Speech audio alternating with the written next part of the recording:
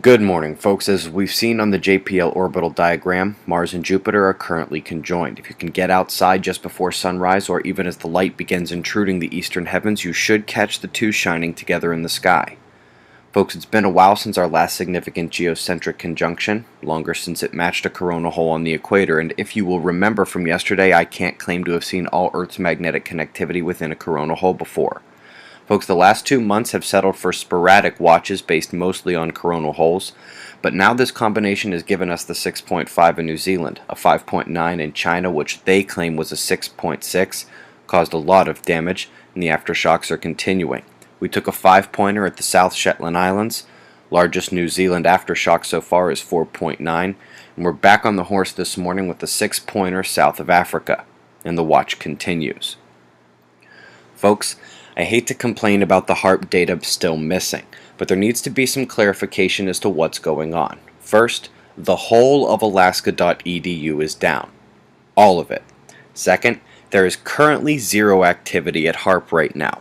The Alaska Dispatch asks if it will come back online, and you better bet it will. Just as HIPAS led the way to HAARP, the Air Force work there led the way for smaller localized weather modification, the real bad guys in today's game. It has been in the hands of private contractors for years, sometimes running DARPA-funded projects or other USAPs that have little or nothing to do with the original HAARP other than using their same facility.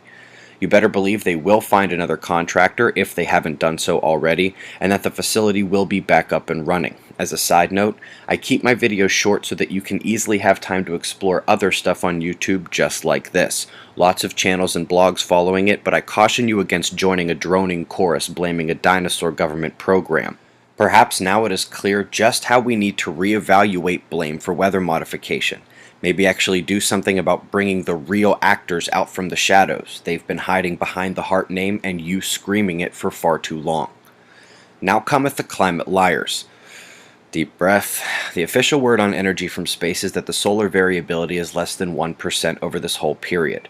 First, this is not the magnetic fields fading or the flaring in CME measurements. This is simply the irradiance and the 11-year cycle. However, I know about 112,000 people who are aware that NASA claims our magnetosphere is at least 10% weaker than it was at the left side of this chart.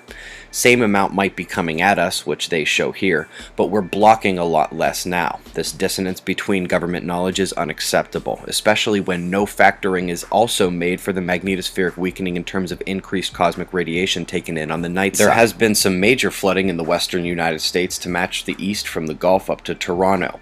Utah, New Mexico, Arizona have been hammered, and there may be more coming tonight.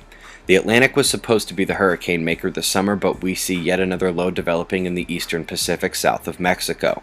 There is no development in the Atlantic, the western Pacific, or the Indian Ocean. The low spanning Melbourne to New Zealand is weakening between the islands, while Perth welcomes the next convergence tonight. You see the convergence lines in Europe, one entering from the Atlantic and one exiting to Russia. On a pressure map, it looks like two blue blobs of low pressure in the northern hemisphere. These draw counterclockwise for their convergence, and the Mediterranean still popping as well. West coast of the U.S. might see a change as that clearing cell is moving out to sea, moving west, allowing moisture in to meet the coastline. Primary pressure cell is a low on the Canadian border, drawing lots of energy north, but mixing it with cooler masses moving southeast as the day goes on, setting the severe watch zones this evening. If you get outside at sunset, you won't have the constellation labels up there, but Ophiuchus would be rising just south of the celestial equator. Who cares? The Sonoma gamma ray burst chart indicates we just took another 1 hour ago from there. Solar wind speed shows minor density increase. All indices within norm, and that 2-hour empty period during the satellite maneuver was captured by SOHO's solar wind data, confirming a non-issue minor density increase. Flaring? Still sad. Earth-facing spots lost complexity last night with fading umbras atop the leading spot in the north, and the delta completely gone down south, leaving only positive blue at the lead. However, the backside did what it's done for this 2-year Earth-facing quiet. It let loose, this one going right at stereo A and a bit to the north, coming to the side for stereo B's vantage of the eruption, heading away from our planet.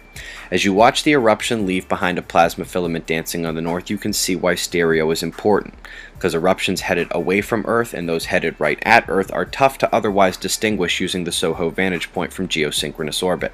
Quake factors remain, Plasma filament directly Earth-facing today. Eyes open. No fear, it's 6:50 a.m. Eastern Time, and that's the news. Be safe, everyone.